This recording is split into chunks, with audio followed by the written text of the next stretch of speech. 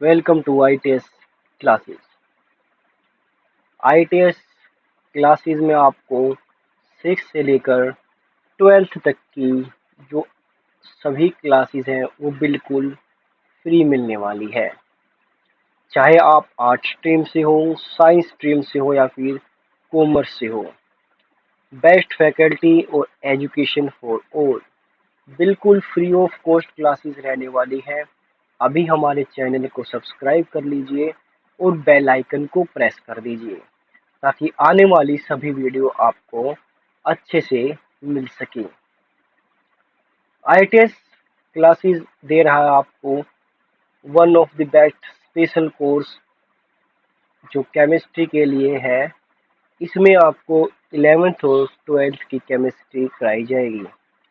अगर आप ज्वाइन करना चाहते हैं तो हमारे चैनल पर क्लिक कीजिए और जैसे ही आप क्लिक करते हो उसके बाद एक प्लेलिस्ट बनी हुई आएगी जिसमें 11th की केमिस्ट्री फिलहाल में चली हुई है। बिल्कुल फ्री ऑफ कॉस्ट केमिस्ट्री है ये। 11th 12th का कंप्लीट सिलेबस कराया जाएगा। तो चलते हैं हम अपने फिलहाल में टॉपिक की ओर। टॉपिक का नाम था, सॉरी, सब्जेक्ट का नाम है हिस्ट्री। हिस्ट्री में हम कर रहे हैं महेश कुमार बर्णवाल की बुक, जिसके हमने 1 से लेकर 3 चैप्टर कर दिए हैं। अगर आपने पहले वे नहीं देखे हैं तो प्लीज़ बेसिक्स बनाने के लिए पहले उन 3 चैप्टर्स को ज़रूर देख लीजिए, फिर आप चौथे चैप्टर्स को आसानी से समझ पाएंगे। चौथे चैप्टर का जो नाम है वो नाम है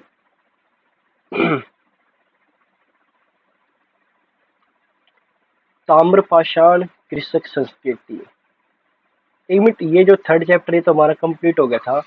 सॉरी, मैं प्लेलिस्ट वीडियो जो है दोबारा स्टार्ट करता हूँ एक बार। हाँ भाई, अब लगा सही। हो जाता कभी कभी ऐसा कि हमने टेक्निकल स्टाफ है जो उन्होंने गलत PDF लगा दी थी।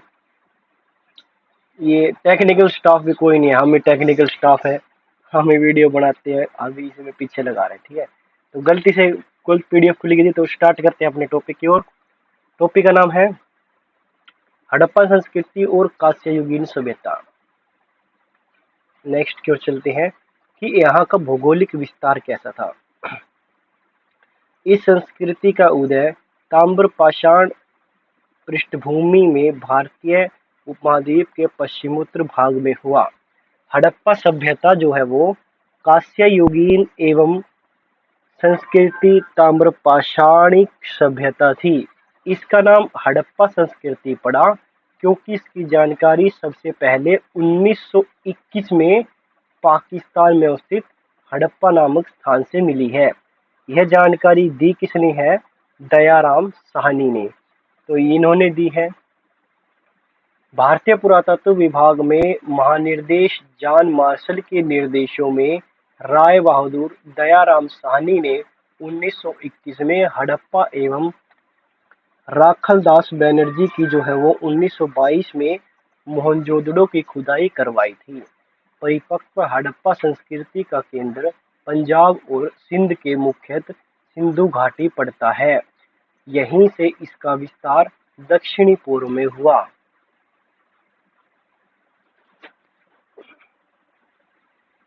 हड़प्पा कालीन महत्वपूर्ण स्थल। जो हड़प्पा कालीन स्थल कौन कौन से, पर इनको देख लेते हैं। पहला है हड़प्पा, मोहनजोदड़ो, लोथल है।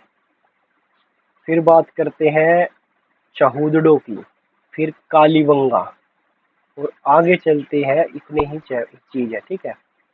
यहाँ पर है हड़प्पा, सीसवाल जिला, पश्चिमी पंजाब, फिलहाल में पड़ता है पाकिस्तान। राय बहादुर दयाराम ने इनकी खोज की थी। ये इतने इम्पोर्टेंट है नहीं। 1921 में खोज की गई, रावी नदी के किनारे की गई। अन्नागार अन्नागार ओरवली युक्त चबूतरे, कांस्य गाड़ी, परिपक्व वस्त्र पहने हुए एक मूर्तिकार, गरुड़ चित्र एवं मछुआरों का चित्र, शंख या बैल, कांस्य का दर्पण प्राप्त हुआ। मोहनजोदड़ो मोहनजोदड़ो की खुदाई हुई थी 1922 में। किन्होंने की थी? राखलदास बनर्जी ने। नदी कौन सी थी? सिंधु नदी। मिला है विशाल स्नानागार, पुरोहितों का आवास एवं सभा भवन। अधिकांश भवनों में कुएं, स्नानागार व 16 मकानों का बैरंग कांस्य की निर्मित नगण्य महिला ये मूर्ति, दाढ़ी वाले पुजारी। हमने एनसीईआरटी में पढ़ा था एक चैप्टर जिसमें एक व्यक्ति की मूर्ति थी, उसमें दाढ़ी वगैरह की जिक्र किया गया था। एक बार एनसीईआरटी की वीडियो को भी जरूर सर्च कर लीजिएगा। मूर्ति बनाने का बंदर का चित्र मिला है। एक श्रृंगीय पशु और वाली मुद्राएं भी यहाँ से प्राप्त हुई है। बात करें लोथल। लोथल लोथल पड़ता है अहमदाबाद गुजरात में। इनकी खोज की थी रंगनाथ राव ने 1955 से लेकर 1962 तक। नदी का नाम है भोगवा नदी। कौन सी नदी है? भोगवा नदी। यहाँ से गोदीबाड़ा मिला है और हाथी के दांत मिले हैं। वृत्ताकार तथा चौकोर अग्नि वेदिकाएं मिली है। स्वर्ण के आभूषण मिले हैं। दिशा मापक यंत्र मिले हैं। फारस की मोहरें मिली हैं। घोड़े मिले हैं। मृत भूमि मिली है। 3 युग्मिक समाधियां, चालक लोमड़ी तथा चिन्ह आदि यहीं से मिले हैं। नेक्स्ट स्थल है चहुदड़ो। चहुदड़ो भी फिलहाल में पड़ता है सिंध के पाकिस्तान में। अर्नेक मेक ने एवं एन.जी. मजूमदार ने इनकी खोज की थी। सन था 1935 और किस नदी के किनारे? सिंधु नदी के। मनके बनाने का कारखाना मिला है। बिल्ली का पीछा करते हुए कुत्ते के साक्षर मिले हैं। लिपस्टिक के साक्षर मिले हैं। कांस्य गाड़ी, वृत्ताकार, ईंट, कंद एवं 3 घड़ियाल आदि सभी। मछलियों के अंकलन वाली मुद्राएं, काजल पाउडर भी यहीं से मिला। देख रहे हो कि कितनी चीजें यहाँ से मिली है और तकरीबन जो है वो महिलाओं से संबंधित थी। फिर हम पढ़ते हैं कि कालीबंगा कहाँ पर है? हनुमानगढ़ के राजस्थान में है। आलम आल आमलंद घोष, ब्रजवाली लाल बीवी एवं लाल ए वी के थापर। 1953 से लेकर 1960 कहाँ पड़ता है? घर घर। यहाँ से मिले हैं इम्पोर्टेंट जुते हुए खेत। कालीबंगा से मिले हैं क्या चीज? ये इम्पोर्टेंट है, याद रखो। जुते हुए खेत के साक्षर, भूकंप के साक्षर, अग्नि हवन कुंड, अलंकृत एवं चूड़ियां, एक साथ फलक बोने के साक्षर भी यहीं से मिले हैं। नेक्स्ट की ओर चलते हैं। राखीगढ़ी पड़ता है हिसार हरियाणा में। सूरजभान ने खुदाई की 1969 में। नदी है घर घर। ताम्र उपकरण एवं हड़प्पा लिपि युक्त मुद्राएं मिली है। कोट डीजी सिंध पाकिस्तान। खोज करते इम्पोर्टेंट नहीं है, सन इम्पोर्टेंट नहीं है, सिंधु घाटी इम्पोर्टेंट है। चित्र मृतभांड, मातृ देवी की मूर्तियां, कांसे की अंगूठियां एवं पत्थर बाण आदि साक्ष्य मिले हैं। बनावली इम्पोर्टेंट है, हरियाणा में पड़ता है। खोज की थी R.S. बिष्ट ने 1973 में। सरस्वती नदी। मिट्टी का हल मिला है। मिट्टी का हल इम्पोर्टेंट है।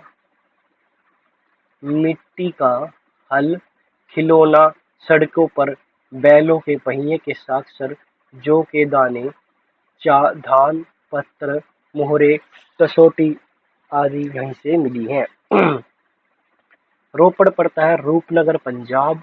यज्ञदत्त शर्मा ने इनकी खोज की थी 1955 में। और नदी कौन सी है? सतलज नदी। तांबे की कुल्हाड़ी मिली है। मालों के साथ कुत्ते को दफन करने के साक्षर मिले हैं। सैल खड़ी की मुद्राएं यहीं से मिली हैं। नेक्स्ट पढ़ते हैं रंगपुर। रंगपुर कहाँ पड़ता है? काठियावाड़ गुजरात में। R.S. राव ने खोज की 1954 में की। और मादरिया भादर नदी के। जवाहर बाजरा, 3 संस्कृतियों के अवशेष, नालियां, कच्ची ईंटों के दुर्ग, धान की भूसी मिली है। नेक्स्ट है आलमगीरपुर एवं सुतका गेडोर, मेरठ उत्तर प्रदेश और बाकी पड़ता है बलूचिस्तान। खोज की यज्ञदत्त शर्मा, आजेंट स्टाइन ने, जॉर्ज डेलस ने। ये सन है, इम्पोर्टेंट है, याद ही नहीं होंगे इतने सन, इनको काट दो। हिंडन दर्शक नदी थी और मृत भांडों का रंगीन चित्र यहीं से मिला है। मृत भांडों का रंगीन चित्र यहीं से मिला। तीन संस्कृतियों के साक्षर, प्राकृतिक चट्टान व अवशेष, मानव से अस्थि राख से भरा बर्तन, बेबीलोन से व्यापार के साक्षर मिले हैं। बात करें मांडा की ओर, तो मांडा कहाँ पड़ता है? जम्मू कश्मीर में पड़ता है। जगपति जोशी ने इनकी खोज की 1982 ईस्वी में। नदी जो है वो चेनाब नदी पड़ती है। चार्ट ब्लेयर, हड्डी के निर्माता, ब्रांड मोहरे के साक्षर आदि यहीं से मिले हैं। सुत का होल मिला है बलूचिस्तान में। जॉर्ज डेलस ने 1962 में इसकी खोज की। शादी को नदी के तट पर पड़ता है। दो टीले व मृतभांड के साक्षर मिले हैं। सुरकोटदा है गुजरात में। जगपति जोशी 1964। सरस्वती नदी, कलश समाधान, मतलब जो समाधान है वो कलश समाधान पर स्थित था। घोड़े की हड्डियां, तराजू का पलड़ा, चिकनाई व भवनों के साक्षर यहीं से मिले हैं। नेक्स्ट की ओर बात करें तो हड़प्पा संस्कृति के अंतर्गत पंजाब, सिंध, बलूचिस्तान के भाग ही नहीं बल्कि गुजरात, राजस्थान, हरियाणा और पश्चिम उत्तर प्रदेश भी सम्मिलित थे। बिल्कुल सम्मिलित थे। ये हड़प्पा संस्कृति जो थी केवल और केवल पंजाब और सिंध या बलूचिस्तान पाकिस्तान तक ही सीमित नहीं थी। यह संस्कृति गुजरात, राजस्थान, हरियाणा और अन्य प्रदेशों में भी मिली है, जैसे मध्य प्रदेश में भी मिली है। ठीक है, तो यहाँ तक भी मिली है। इसका फैलाव उत्तर में जम्मू से लेकर, देखो ये रहा उत्तर, उत्तर में जम्मू से लेकर दक्षिण के हमारे आलमगीरपुर तक मिला है। सॉरी, उत्तर में जम्मू कश्मीर, नर्मदा के मुहान तक, बलूचिस्तान मकराट तट के लेकर पूर्व मेरठ तक है। देखो इसको समझो एक बार, देखो इसको देखो, यहाँ पर एक बार रबड़ यूज करी, यहाँ हम चले, इसको थोड़ा सा एक बार बड़ा करते हैं एक बार।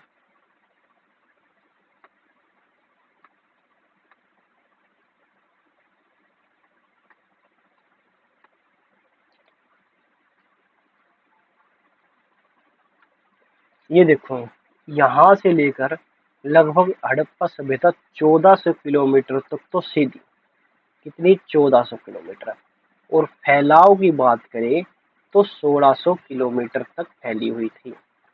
उत्तर में अगर बात करें तो जम्मू कश्मीर के मांडा तक था। अगर दक्षिण की बात करें तो दैमाबाद, महाराष्ट्र के दैमाबाद तक था। अगर हम दक्षिणी पॉइंट की बात करें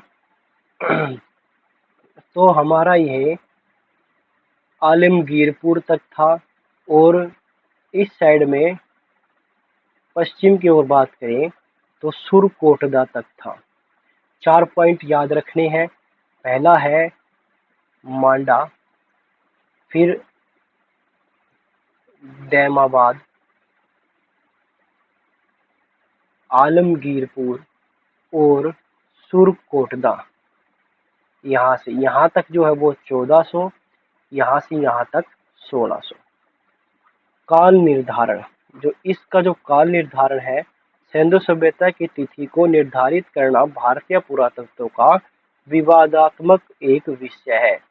कोई भी इसकी जो है वो फिक्स डेट नहीं मिली, इसीलिए इसका निर्धारण करना एक बहुत ही विवादात्मक काम है, क्योंकि बहुत से विद्वान ऐसे हुए जिन्होंने इस काल को कुछ से कुछ तक माना, किसी ने कुछ से कुछ तक माना। तो यह सभ्यता आरंभ से ही विकास के रूप में दिखाई पड़ती है तथा इसका पतन भी आकस्मिक प्रतीत होता है। इसके जो पतन है इससे संबंधित भी किसी ने कुछ कहा।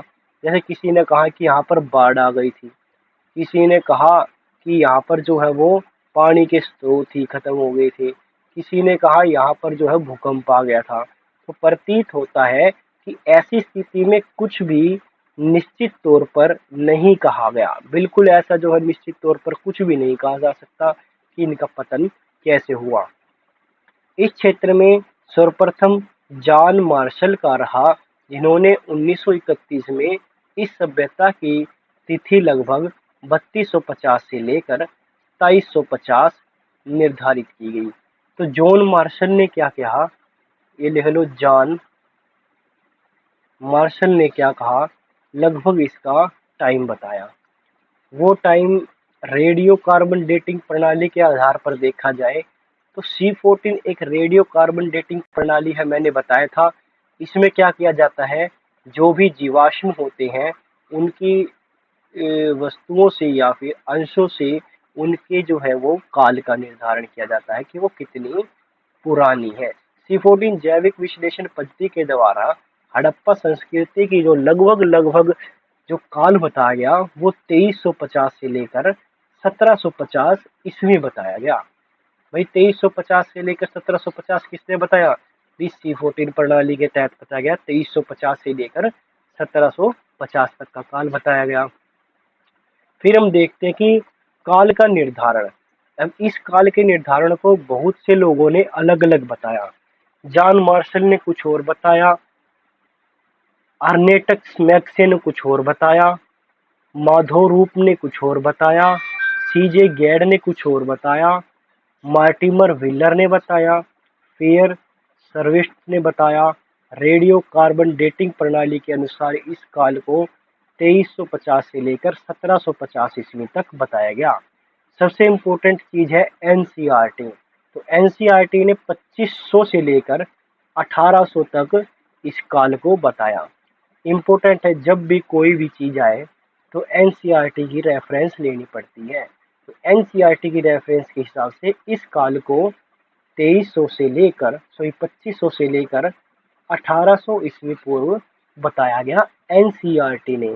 पर रेडियो कार्बन C14 प्रणाली ने बताया कि इसमें जो काल है 2350 से लेकर 1750 बताया। NCERT ने 2500 से लेकर 1800, DP अग्रवाल ने कहा 2300 से लेकर 1700, और लगभग यही काल है 2500 से लेकर 1800 ईस्वी तक इस काल को बताया गया। नेक्स्ट हमने देखा था कि काल कहाँ तक फैला हुआ है, कि मांडा से लेकर जम्मू कश्मीर, मांडा से लेकर आलमगीरपुर। आलमगीरपुर की बात करें, आलमगीरपुर से दैमाबाद, और दैमाबाद से सुत का गेडोर। चार इंपॉर्टेंट चीज याद रखनी है, इन चीजों को एक बार बोलो। उत्तर में क्या था, मांडा। दक्षिण में क्या था, दैमाबाद। और आलमगीरपुर कहाँ था, पूर्व में। और सुतगा गैंडोर कहाँ था, पश्चिम में। ये 4 पॉइंट थे। मैंने बताया था कि इस यहाँ से ऊपर से लेकर इस तक की जो है वो यहाँ तक फैला हुआ था लगभग 1400 किलोमीटर, और सुरकोटदा से लेकर आलमगीर तक फैला हुआ था 1600 किलोमीटर तक। नेक्स्ट पढ़ते हैं। हड़प्पा के 4 भौगोलिक स्थल है। सबसे पहला कौन सा था, मांडा, जम्मू कश्मीर में था। यह स्थल यह स्थल अखनूर जिले के चिनाब नदी के दक्षिणी तट पर स्थित है। यह विकास हड़प्पा सभ्यता का सर्वाधिक उत्तरी स्थल है। इसका उत्खनन 1982 ईस्वी में जगपति जोशी व मधुबाला ने किया था। इनका जो उत्खनन किसने किया था, जगपति जोशी। यहाँ पर लिख लीजिए इसमें, जगपति जोशी मधुबाला ने किया था। फिर बात करते हैं नेक्स्ट की ओर। मांडा के बारे में पढ़ रहे हैं। मांडा में 3 संस्कृति स्तर है, प्राकृत सैंधव और विकसित सैंधव या फिर उत्तर सैंधव। फिर एक जो पाया गया वो कहाँ पाया गया, आलमगीरपुर कहाँ पर है, यूपी में पड़ता है। यह स्थल मेरठ जिले में हिंडन नदी यमुना की सहायक नदी के तट पर स्थित है। इस स्थल की खोज 1958 में भारत सेवक समाज द्वारा की गई थी। इसका उत्खनन कार्य यज्ञदत्त शर्मा द्वारा किया गया था। यह सिंधु सभ्यता का एक सर्वाधिक पूर्व की ओर रहने वाला स्थान है। नेक्स्ट है दैमाबाद। दैमाबाद पड़ता है हमारा महाराष्ट्र में। दैमाबाद महाराष्ट्र, यह महाराष्ट्र के अहमदानगर में परवरा नदी के बाएं किनारे पर स्थित है। दैमाबाद सिंधु सभ्यता का सबसे दक्षिणतम स्थल है। फिर बात करें सुरकोटदा। सुरकोटदा कहाँ पड़ता है? एक मिनट हमने पढ़ा था कि सुरकोटदा कहाँ पड़ता है, बस चेक करो कि सुरकोटदा था हमारा बलूचिस्तान पाकिस्तान का इलाका है। ठीक है, पाकिस्तान का इलाका था यो।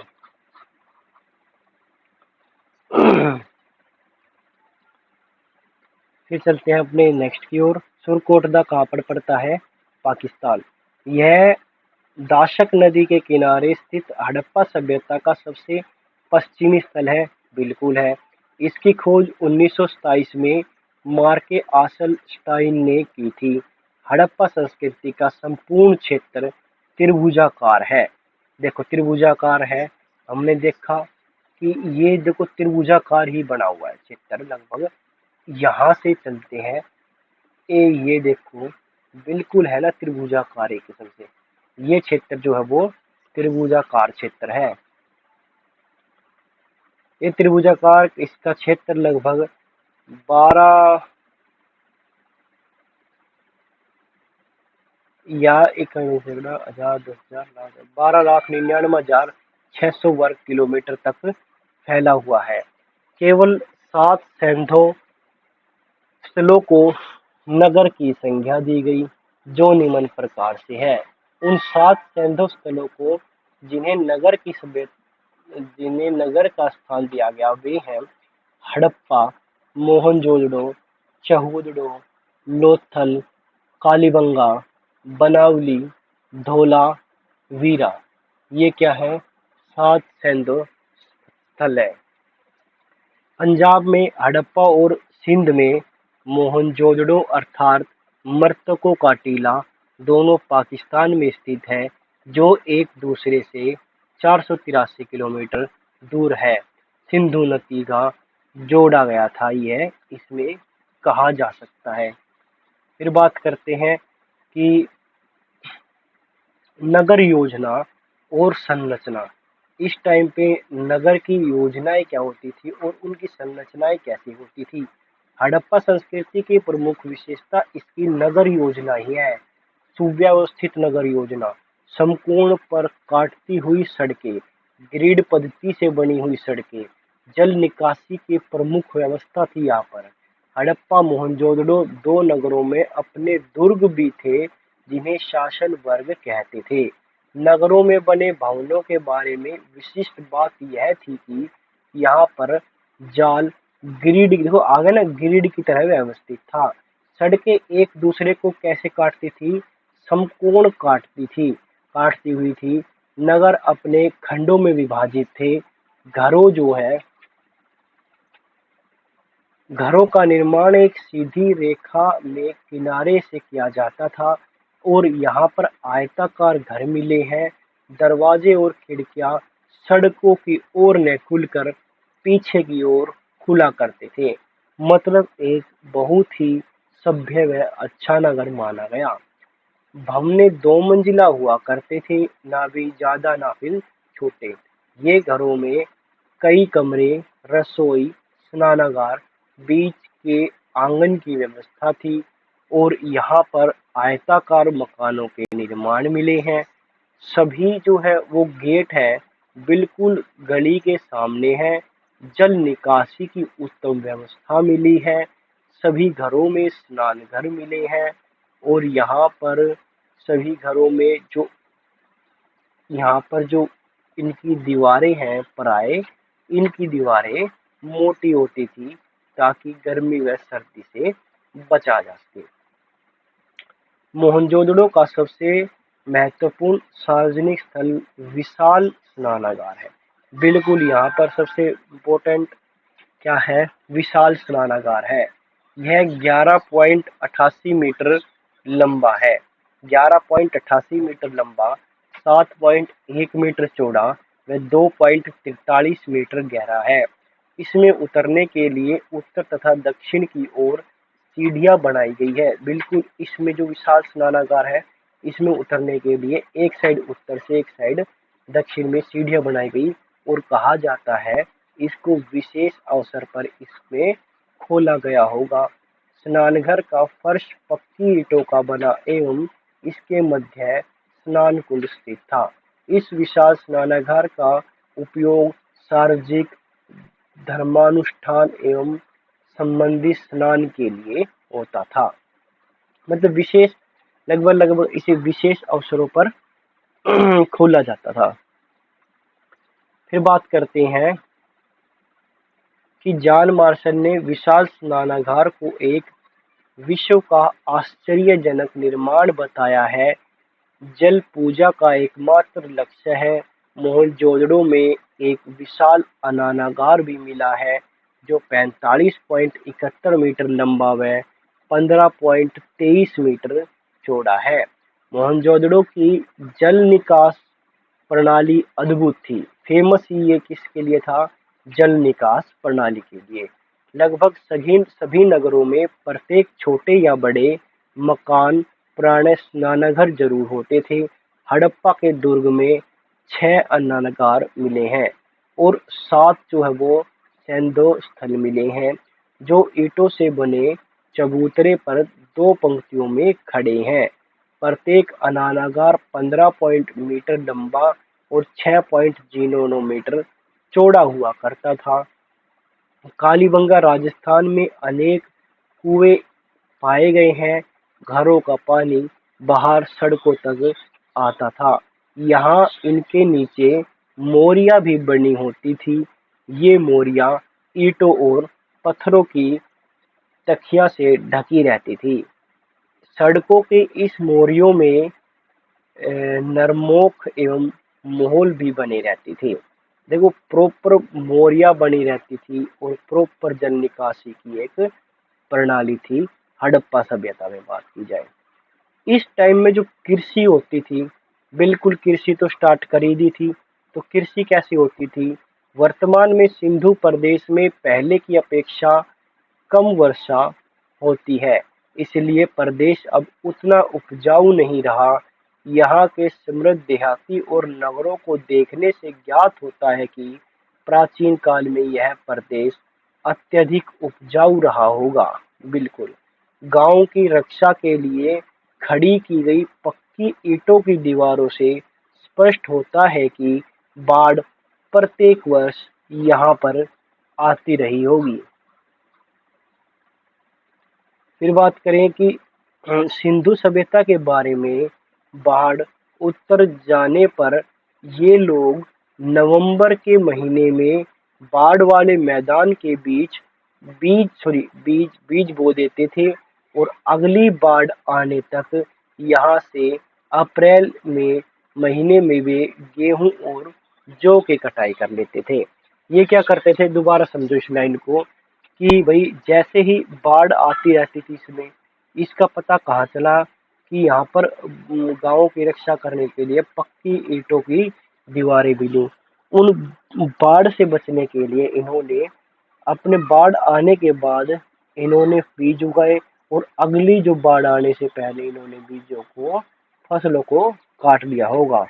कालीबंगा में प्राप्त हड़प्पा काल के जो कुंड एवं हलरेख देखे गए हैं उनमें अनुमान लगाया जाता है कि हड़प्पा काल में राजस्थान में हल का प्रयोग होता होगा।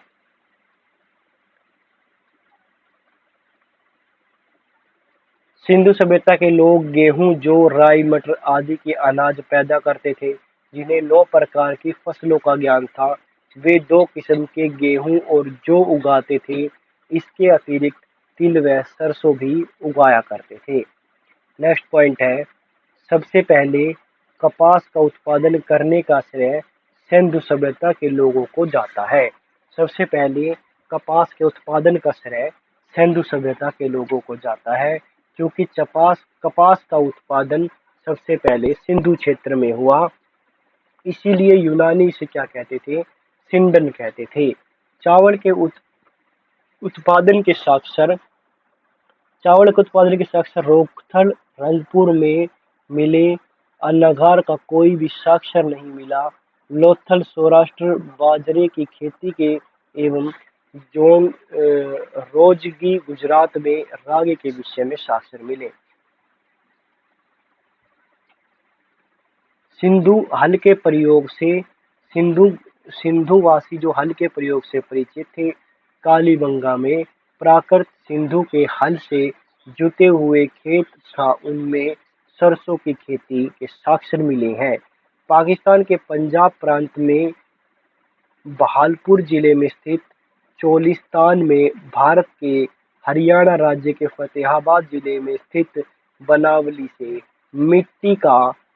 मिट्टी का बना खिलौना भी प्राप्त हुआ है, या फिर हल कह सकते हैं, हल भी प्राप्त हुआ है।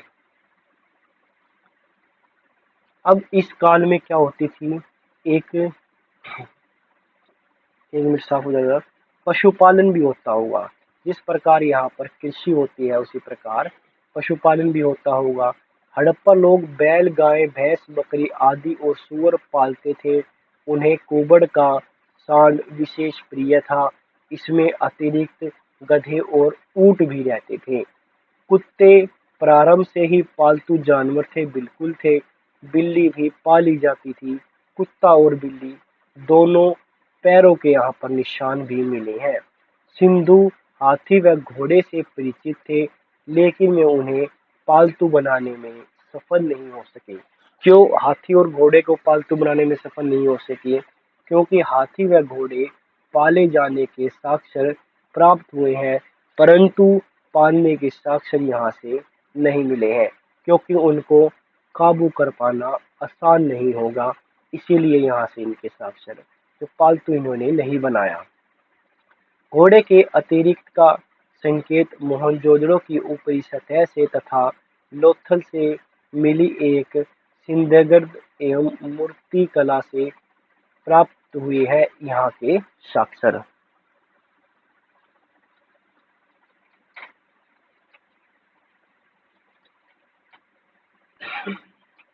हड़प्पा काल में गैंडे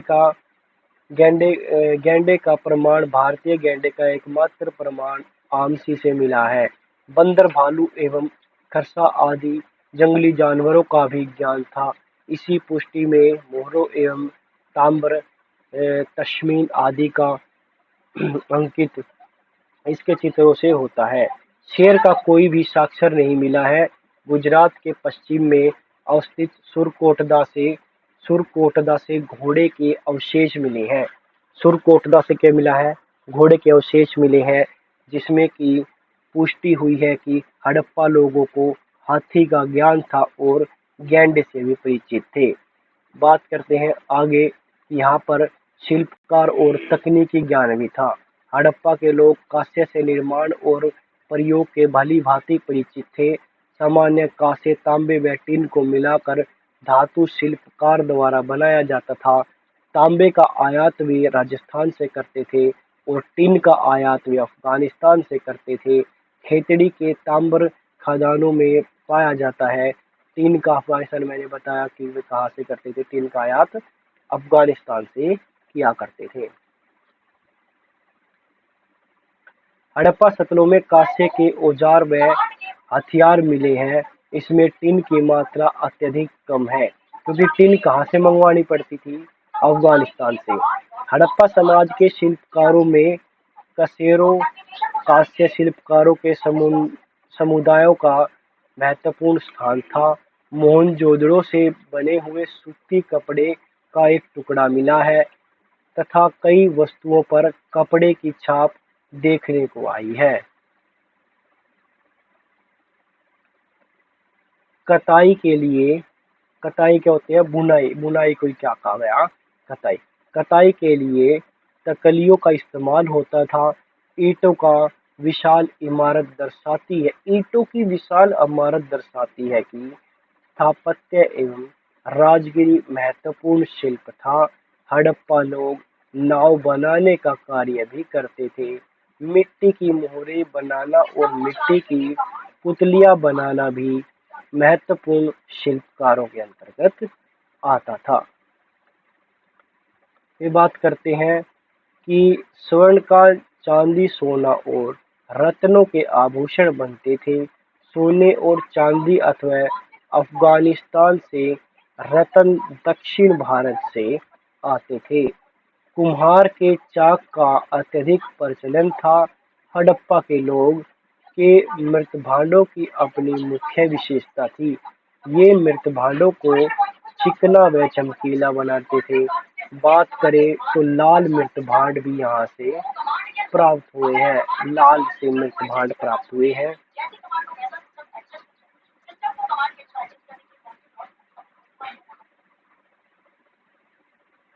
नेक्स्ट है कि यहाँ के लोगों का व्यापार कैसा था। हड़प्पा लोग सिंधु सभ्यता के क्षेत्र में भीतर पत्थर, धातु और हड्डी आदि का व्यापार करते थे। ये ये धातु के सिक्कों का प्रयोग नहीं करते थे, धातु के सिक्कों का प्रयोग नहीं करते थे। संभवतः वे सभी प्रकार के आदान प्रदान विनिमय द्वारा करते थे, मतलब लेन देन के द्वारा भी, इसको ये सामान की जरूरत है तो इसको ये दे दिया, इसको इस सामान की जरूरत है तो मैं इसको ये चीज दे देता हूँ, इस प्रकार लेन देन या विनिमय करते थे। पहियों से परिचित नहीं थे, पहिए के बारे में पहियों से परिचित थे तथा हड़प्पा में ठोस पहाड़ियां तथा गाड़ियां प्रचलित थी। मोहनजोदड़ो से मिट्टी व कांसे की दो पहिए वाली खिलौना गाड़ी एवं चहुदड़ो से मिट्टी की चार पहिए वाली खिलौना गाड़ी मिली है। लोथल्स में क्या था? एक बंदरगाह था। अवरेट पत्थर का एक बड़ा पहिया व बनावली से सड़कों पर बैलगाड़ी के पहिए के निशान मिले हैं। उन्होंने उत्तरी अफगानिस्तान में अपनी वाणिज्यिक बस्ती स्थापित की थी, जिसका सहायता से उनका व्यापार मध्य एशिया के साथ चलता था। बहुत सी हड़प्पाई मोहरें मेसोपोटामिया की खुदाई से निकली, जिनसे प्रतीत होता है कि हड़प्पाई लोगों ने मेसोपोटामिया नगरियों के साथ भी व्यापारों के संबंध बताए जाते हैं। हड़प्पा के लोग लाजवर्द मणि, लापिस एवं लाजुली का सुदूर व्यापार करते थे। मोहनजोदड़ो से प्राप्त एक मोहर का नाव चित्रांतक एवं लोथल से प्राप्त मिट्टी निर्माण खिलौना नाव से यह अनुमान होता है कि सिंधु आंतरिक व बाह्य व्यापार के लिए मस्तूल वाली नावों का प्रयोग करते थे।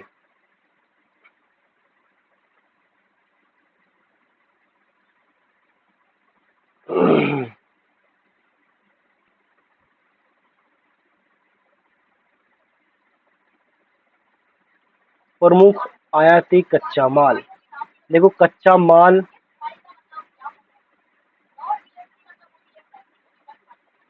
माल उसके क्षेत्र, चांदी जो है,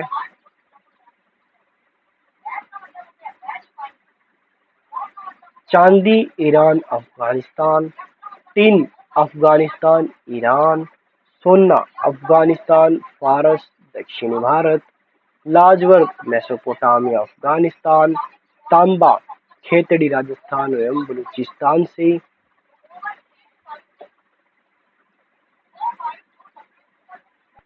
नील रतन अफगानिस्तान से, सैलखड़ी बलूचिस्तान राजस्थान गुजरात से, नीलमणि महाराष्ट्र दक्षिण भारत से,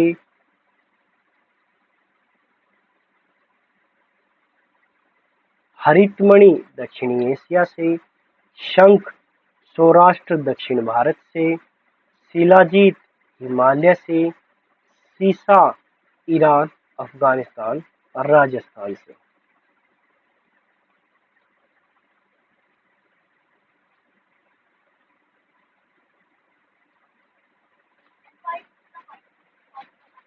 सिंधु सभ्यता के काल में पोत निर्माण एवं नावों का समुद्री व्यापार होने की पुष्टि लोथल से प्राप्त गोदीबाड़ा के साक्ष्य से होती है।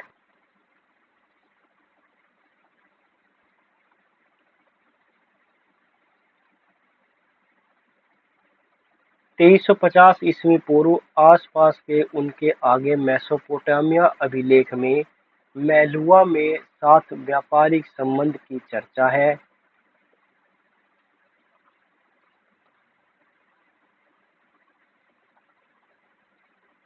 मेलुआ सिंधु क्षेत्र का एक प्राचीन नाम है। मेलुआ जो है वो सिंधु क्षेत्र का एक प्राचीन नाम है।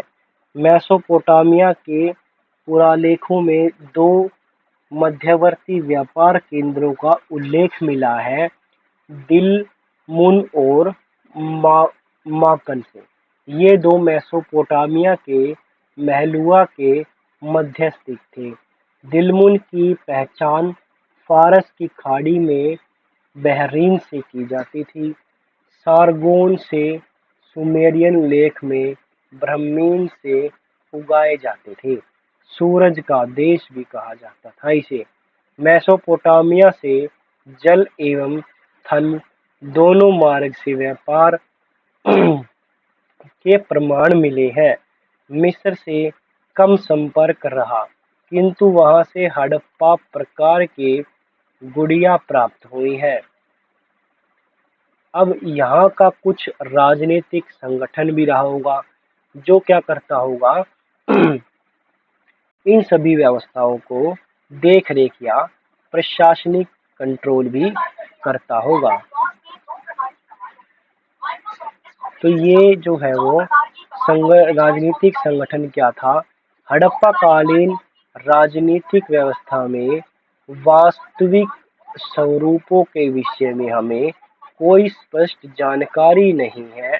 हड़प्पा संस्कृति की व्यापकता एवं विस्तार को देखने से ऐसा लगता है कि यह सभ्यता केंद्र शक्ति सत्ता से संचालित होती थी। मतलब यहाँ पर छोटे मोटे राजाओं न होकर कोई बड़ी शक्ति जो इन पूरे केंद्र को कंट्रोल करती थी, वो इसको पूरी को नियंत्रण करती थी। क्योंकि हड़प्पा वासी वाणिज्य की ओर अधिक आकर्षित थे, मतलब ये लोग जो है वो व्यापार की ओर अधिक आकर्षित थे, इसलिए माना जाता है कि हड़प्पा सभ्यता का शासन वाणिज्य मार्ग के हाथों में था। अब हम बात करते हैं कि हड़प्पा कालीन प्राचीन संबंधी इतिहासकारों का मत क्या है।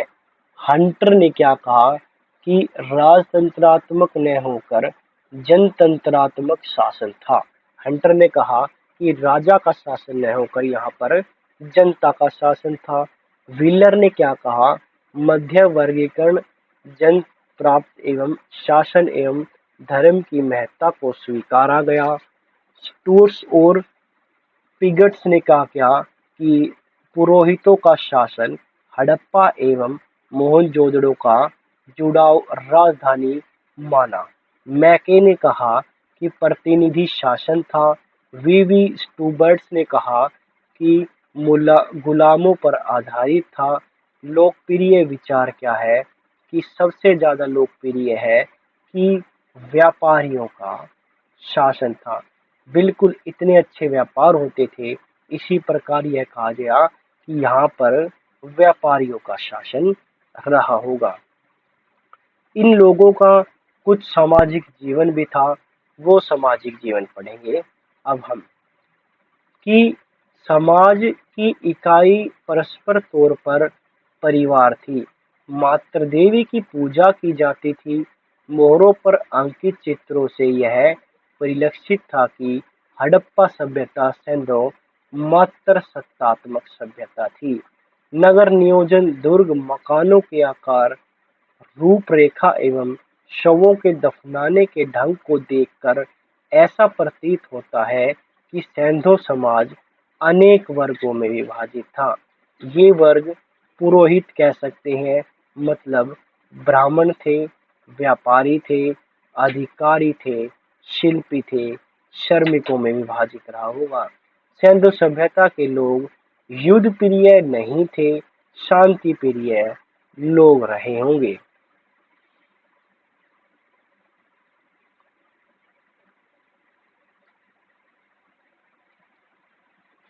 सिंधु सभ्यता के निवासी शाकाहारी एवं मांसाहारी दोनों थे।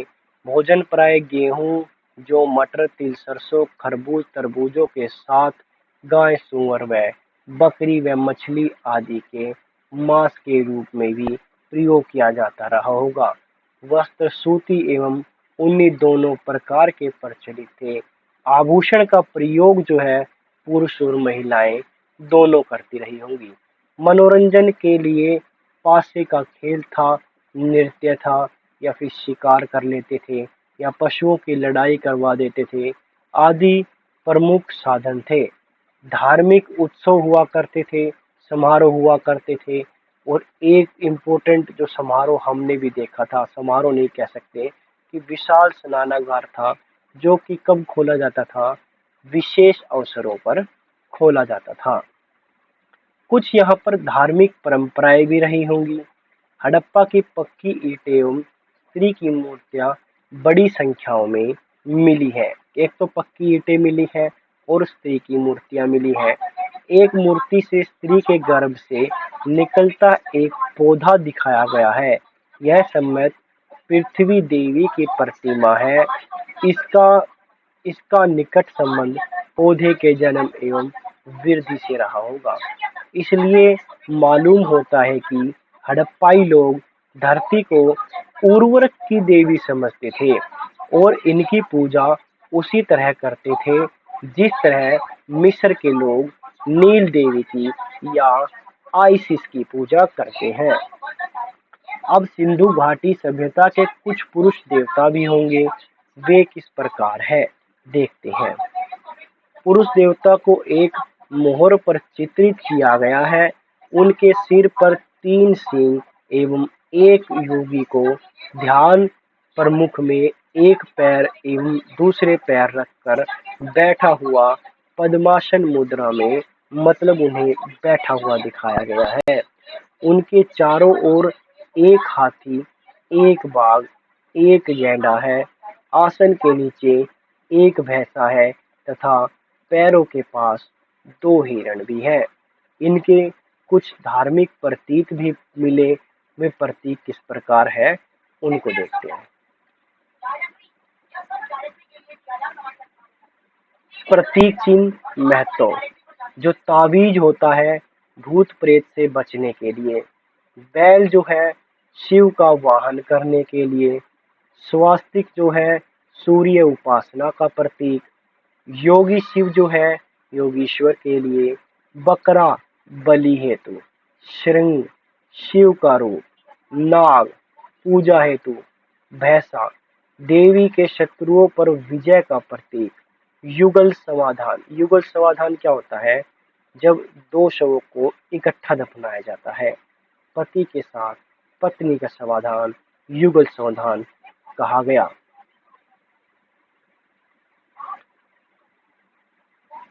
नेक्स्ट देखते हैं। मोहरों पर चित्रित देवताओं की पशुपति महादेव कहा गया। सिंधु सभ्यता के लिंग पूजा का एक प्रचलन मिलता है जो कालांतर में शिव की पूजा से गहन रूप से जुड़ा था। हड़प्पा में पत्थर पर बने लिंग एवं योनि के प्रतीक भी प्राप्त हुए हैं।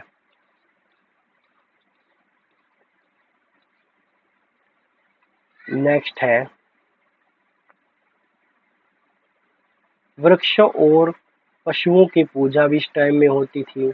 सिंधु क्षेत्र के लोग वृक्ष पूजा करते थे। एक मोहर सील पर पीपल की डालों के बीच विराजमान देवता का चित्र मिला है। हड़प्पा में पशु पूजा का प्रचलन था। उनके मोहरों पर पशुओं की आकृति अंकित है। इनमें सबसे महत्वपूर्ण है एक सींग वाला जानवर जो गैंडा हो सकता है। इसके बाद कुबड़ वाला सांड है। यहाँ से गोपजन का प्रमाण नहीं मिला है। सिंधु प्रदेश के निवासी वृक्ष, पशु एवं मानव के स्वरूपों में देवताओं की पूजा करते थे, परंतु वे इन देवताओं के लिए मंदिर नहीं बनवाते थे और ना ही यहाँ से कोई भी मंदिर का साक्ष्य मिला है। हड़प्पाई लोग तावीज का धारण करते थे और तावीज क्यों धारण करते थे पीछे पढ़ा, भूत प्रेतों से बचने के लिए। इसका मानना है कि उस टाइम में भूत प्रेतों पर विश्वास भी किया जाता रहा होगा। संभवतः हड़प्पाई लोग विश्वास करते थे ये रहा भूत प्रेत वे उनके अनिष्ट कर सकते हैं और इसलिए उनसे बचने के लिए वे क्या पहनते थे, तावीज पहना करते थे। सैंधव नगरों की खुदाई से किसी भी मंदिर के अवशेष नहीं मिले। मैंने ऊपर बताया कभी भी क्या नहीं मिले, मंदिर के अवशेष नहीं मिले, परंतु इसका मतलब ये नहीं कि वे पूजा नहीं करते थे, वो मात्र देवी की पूजा करते थे। यहाँ से एक चीज और मिली कि एक स्त्री के गर्भ से पौधे का विकास मिला, जिसका यह मानना है कि वो पृथ्वी देवी की भी पूजा करते थे और आदिति जिसे देवताओं की माता कहा जाए उनकी पूजा करते थे। पशुपतिनाथ की पूजा करते थे, जिनके साथ में क्या था, एक गैंडे का वो था और एक क्या था, एक शेर का निशान, इससे से कुछ निशान मिले हैं वे थे। ठीक है। सैंधव नगरों की खुदाई में किसी भी मंदिर के अवशेष नहीं मिली है। मोहनजोदड़ो से प्राप्त मोहरे स्वास्तिक का आंकलन स्वास्तिक का यूज के लिए किया जाता था। सूर्य देवता के प्रतीक के लिए उनकी पूजा के लिए किया जाता रहा होगा। हिंदू धर्म में आज भी स्वास्तिक का प्रयोग होता है। यह स्वास्तिक मांगलिक चिन्ह माना जाता है। इसे चतुर्भुज ब्रह्मा का रूप स्वीकार किया गया है। अब जो भी हमने पढ़ा उसमें क्या देखा कि हड़प्पा की कुछ लिपियां भी रही होंगी। सबसे पहले हमने जो जो चीज पढ़ा एक बार उसको समराइज कर लेंगे। सिंधु लिपि के विषय में सर्वप्रथम विचार व्यक्त करने वाले अलेक्जेंडर कनिधर्म ने 1873 में बताया कि लिपि का संबंध ब्राह्मी लिपि से है। ब्राह्मी लिपि और अशोक के शिलालेख भी किसी भाषा में मिले हैं, ब्राह्मी लिपि में मिले हैं। सिंधु लिपि को पढ़ने का सर्वप्रथम जो प्रयास किया गया 1925 में प्रयास किया गया, A.L. वेडेल ने किया। हड़प्पा लिपि का सबसे पुराना साक्षर 1853 में मिला था तथा 1923 में इस पूरी लिपि प्रकाश में आ गई, परंतु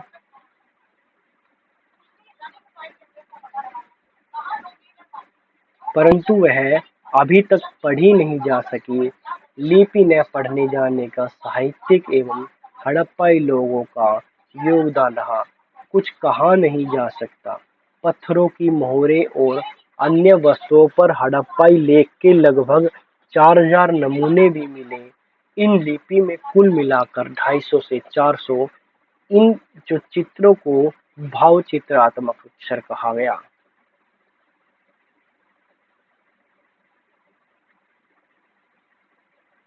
तथा चित्रों के रूप में लिखे गए प्रत्येक किसी ध्वनि, भाव, वस्तु का सूचक मिले हैं। इन लिपियों के मछली, चिड़िया, मानवाकृत आदि के चित्र मिले हैं। सिंधु लिपि में जो साक्षर मिले हैं उन्हें अधिकांश दाएं से बाएं लिखा जाता था, मतलब यहाँ से स्टार्ट किया जाता था और यहाँ तक लिखा जाता था। जो आज की हमारी देवनागरी लिपि है वो कैसे लिखी जाती है, बाएं से दाएं लिखी जाती है। फारसी, जैसा कि फारसी लिपि में वर्णन मिलता है ऐसा ही होता है। बाएं से दाएं लिखने पर जैसा कि ब्राह्मी लिपि में कुछ ऐसे गोमूत्रिका लिपि का प्रयोग कालीबंगा से प्राप्त ठीकरे से मिलता है।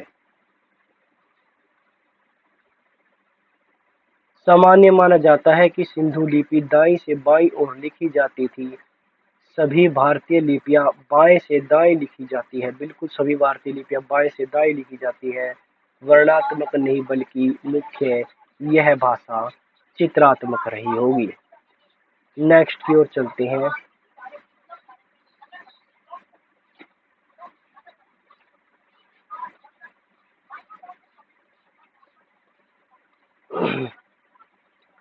इस टाइम पे क्या होता था, मापतोल भी होता था। बाट के रूप में मनके एवं जवाहरात की बहुत सी वस्तुएं पाई गई, जिन्हें प्रकट होता है कि तोल में 16 या उससे ऊर्ध्वाधर का व्यवहार होता था। 16, 64, 160, 320 व 640 आदि। हड़प्पाई लोगों को माप का ज्ञान था। ऐसे में डंडे पाए गए हैं जिन पर माप के निशान लगे हुए हैं। इनमें एक डंडा कांसे का भी है। मोहनजोदड़ो के सीप में लोथल से हाथी के दांत का बना एक स्केल भी मिला है। मोहनजोदड़ो के लोथल से क्या मिला है? हाथी के दांत का एक स्केल भी मिला है। सुरकोटदा से तराजू के साक्ष्य भी मिले हैं।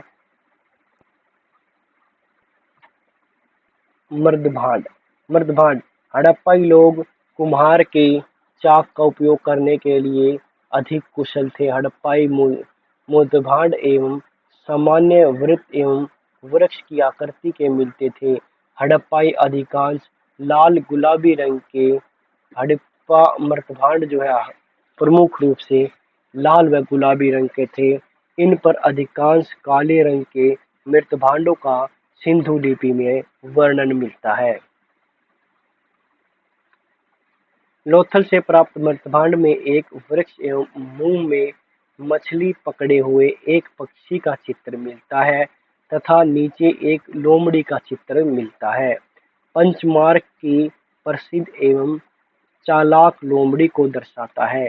अब कालीबंगा राजस्थान से कुछ मोहरें मिली, वो क्या थी? हड़प्पा संस्कृति की सर्वाधिक कलाकृति उनकी मोहरें हैं। अब से लगभग 2000 मोहरें प्राप्त हो चुकी है। मोहरों पर लघु लेखों के साथ साथ एक श्रृंगी पशु, भैंस, बाघ, सांड, बकरी, हाथी आदि की आकृतियां मिलती हैं। मोहरों से बनने के सर्वाधिक उपयोग सैल खड़ी का किया जाता है। लोथल और देसलपुर में तांबे की बनी मोहरें प्राप्त हुई हैं। सेंधव मोहरें बेलनाकार, वर्गाकार, आयताकार एवं वृत्ताकार है। मोहनजोदड़ो एवं लोथल से नाव की आकृति भी मिली है। अब बात करते हैं प्रतिमाओं के बारे में। कांसे की नर्तकी उनकी मूर्ति कला का श्रेष्ठ नमूना थी।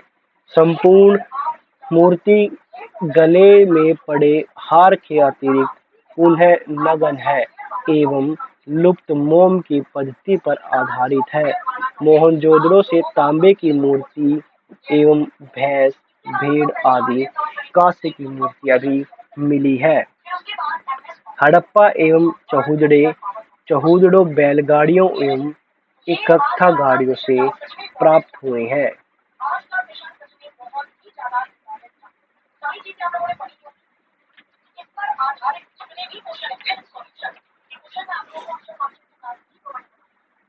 मरण मूर्तियां सिंधु प्रदेश में अत्यधिक संख्या में आग में पकी मिट्टी जो कि टेराकोटा कहलाती है की बनी मूर्तियां मिली हैं। इसमें पक्षी, कुत्ते, भेड़ एवं बैल आदि बंदर की आकृतियां मिली हैं। पुरुषों एवं स्त्रियों की प्रतिक्रियाएं भी इसमें मिली हैं, जिन्हें कि पुरुषों से स्त्रियों की संख्या अधिक माना गया है। अंतिम संस्कार की विधि बात करें तो सिंधु सभ्यता में मृतकों को अंतिम संस्कार की 3 प्रथाएं इम्पोर्टेंट है। सबसे पहली थी दाह संस्कार। इसमें शव को पूर्ण रूप से जलाने के बाद भस्म को मिट्टी के पात्र में रखकर दफना दिया जाता था। यह संपूर्ण एक सर्व प्रमुख प्रथा थी। पूर्ण समाधिकरण।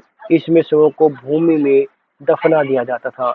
आंशिक समाधिकरण, इसमें कहीं कहीं छोटे छोटे अंशों को भूमि दफनाया जाता था। फिर बात करते हैं सामान्य मृतकों को उत्तरी पश्चिमी क्रम में, सामान्य मृतकों को उत्तर दक्षिण क्रम में सिर उत्तर की ओर और पैर दक्षिण की ओर करके दफनाया जाता था। सिर जो है उत्तर की ओर, पैर दक्षिण करके दफनाया जाता था। इसके अपवाद हड़प्पा व कालीबंगा में दक्षिण उत्तर क्रम में लोथल से पूर्व पश्चिम क्रम में, रोपड़ में पश्चिम पूर्व क्रम में मृतकों को दफनाए जाने का प्रमाण मिले, जो कि दक्षिण से उत्तर की ओर थे। एक कब्र से एक ही व्यक्ति को दफनाया जाता था, परंतु कालीबंगा में से एक, लोथल से 3 युगल समाधान भी मिले हैं। नेक्स्ट है कि रोपड़ की कब्रों में मालिक के साथ कुत्ते के दफन करने के प्रमाण मिले हैं।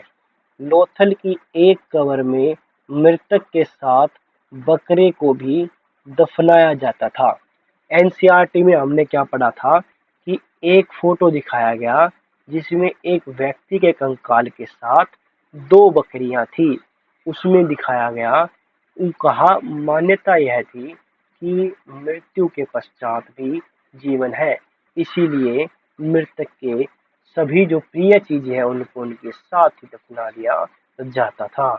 उद्भव एवं उत्थान का अवसान। परिपक्व हड़प्पा संस्कृति का अस्तित्व संभवतः 2550 ईस्वी से 1900 पूर्व के मध्य रहा। यह संस्कृति एक ही प्रकार के औजार, हथियार और ग्रहों का प्रयोग करती थी। मोहनजोदड़ो की मृदभांड कला से समय समय पर परिवर्तन भी दिखाई देते हैं। ईसाई पूर्वी 19वीं सदी से आकर इस संस्कृति के 2 महत्वपूर्ण नगर हड़प्पा और मोहनजोदड़ो अब लुप्त हो गए हैं। अन्य स्थानों से हड़प्पा संस्कृति गुजरात, राजस्थान, हरियाणा और पश्चिमी उत्तर प्रदेश के अपने सीमांत क्षेत्रों में लंबे समय तक जीवित रही। सिंधु घाटी क्षेत्र में वर्षा की मात्रा 3000 ईस्वी पूर्व के आसपास कुछ बढ़ी और पुनः दूसरी शताब्दी में आरंभ में कम भी हो गई। इसमें खेती और पशुपालन का दुष्प्रभाव भी पड़ा। कुछ लोगों का मत है कि पड़ोस के रेगिस्तान के फैलने से मिट्टी में लवणता बढ़ी, जिसके कारण इस सभ्यता का पतन हो गया। दूसरा मत यह है कि जमीन धंस गई तथा ऊपर उठ गई, जिससे इसमें बाढ़ का पानी जमा हो गया। भूकंप के कारण सिंधु घाटी की धारा परिवर्तित हो गई, जिसके कारण मोहनजोदड़ो का पृष्ठ प्रदेश पूर्णतः नष्ट हो गया। यह भी मत है कि हड़प्पा संस्कृति की को आर्यों ने नष्ट कर दिया, क्योंकि उनके पास क्या थे, उन्होंने घोड़े का प्रयोग किया था आर्यों ने। सिंधु सभ्यता के पतन में इतिहासकारों का मत क्या है? इतिहासकार और उनके मत। गार्डन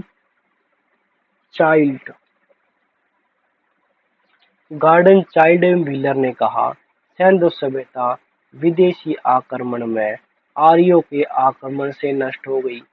जॉन मार्शल ने कहा, इस सभ्यता के निवास के लिए भूकंप उत्तरदायी था। प्रशासनिक शिथिलता के कारण इस सभ्यता का विनाश हो गया। आर्कटिक मैक ने सिंधु सभ्यता बाढ़ के कारण नष्ट हो गई, यह कहा। फेयर सर्विस ने कहा कि संसाधनों में कमी, वृक्षों के कटाव, पारिस्थितिकी असंतुलन के कारण इनकी मृत्यु हो गई। आरएक्स एवं स्टाइन्स ने कहा कि ईंटों के पकाने तथा घरों के निर्माण के लिए व्यापार, वन कटाव अधिक होने लगे, जिससे इस सभ्यता की नष्ट हो गई। मार्टिन व्हीलर ने कहा, हड़प्पा सभ्यता का आरंभिक अंत हुआ तथा हड़प्पा सभ्यता का आधार विदेशी था। लैम्ब्रिक्स ने कहा कि सिंधु तथा अन्य नदियों के मार्ग परिवर्तन होने के कारण इस सभ्यता का अंत हो गया। आर साहनी ने कहा, भारी जल प्लावन के कारण इस सभ्यता का नष्ट हो गया। साइस एवं डेसिस एवं डी कोशाम्बी ने कहा कि मोहनजोदड़ो में लोगों की आग लगाकर सामूहिक हत्या कर दी। मतलब विभिन्न विद्वानों ने अनेक अनेक मत भी दिए।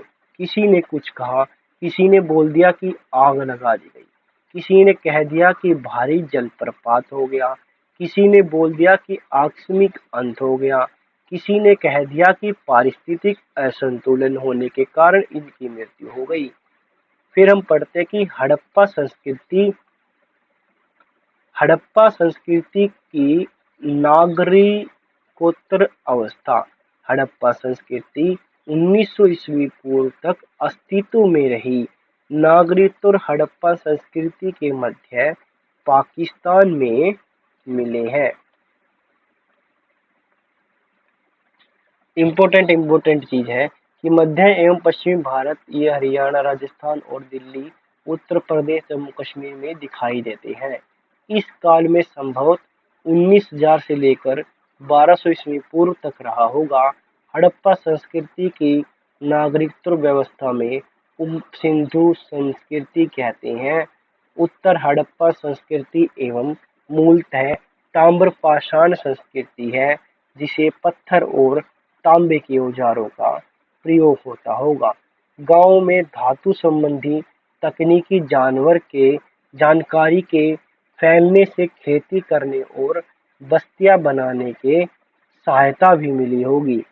गिलुंद, जो आहार संस्कृति का स्थायी केंद्र जैसा है, इसमें ईंटों की संरचनाएं मिली, जिसके संभवतः 2000 ईस्वी पूर्व से लेकर 1500 ईस्वी पूर्व के मध्य रखा जा सकता है।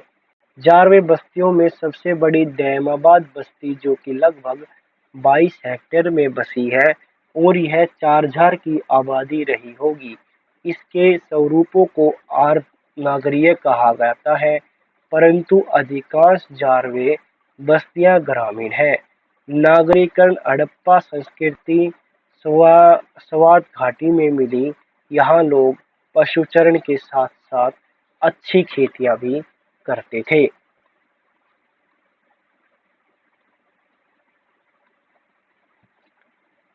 आलमगीरपुर में उत्तर हड़प्पाई लोग संभवतः कपास का प्रयोग धागे के लिए करते थे। हड़प्पा संस्कृति की उत्तर कालीन अवस्थाओं में कुछ भारी औजार और मृतभांड पाए गए, जिनके संकेत मिले हैं कि सिंधु घाटी के बाहर के लोग धीरे धीरे प्रवेश करने लगे थे। मोहनजोदड़ो की अंतिम अवस्था में असुरक्षा और अशांति के कुछ लक्षण दिखाई दिए। आभूषणों की निधियां स्थान स्थान पर गढ़ी मिली है और एक स्थान पर आदमी की खोपड़ियों के भी ढेर प्राप्त हुए हैं। हड़प्पा की अंतिम अवस्था में एक कब्रिस्तानों में नए लोगों के अवशेष मिले हैं। यहाँ नवीनीकरण स्तंभों पर नए प्रकार के मृतभांड पाए गए हैं। पंजाब और हरियाणा के अनेक स्थलों पर लगभग 1200 ईस्वी पूर्व उत्तराधिकरण एवं हड़प्पा मृतभांडों के साथ साथ धूसर मृतभांड और चित्रित धूसर मृतभांड TGW पाए गए, जो कि आरंभिक तौर पर वैदिक लोगों से जुड़े हुए थे। आज के लिए बस इतना ही। अगर आपको ये हमारी वीडियो अच्छी लगी है तो प्लीज़ हमारे चैनल को सब्सक्राइब कीजिए, वीडियो को लाइक ज़रूर कर दीजिए। Thanks for watching.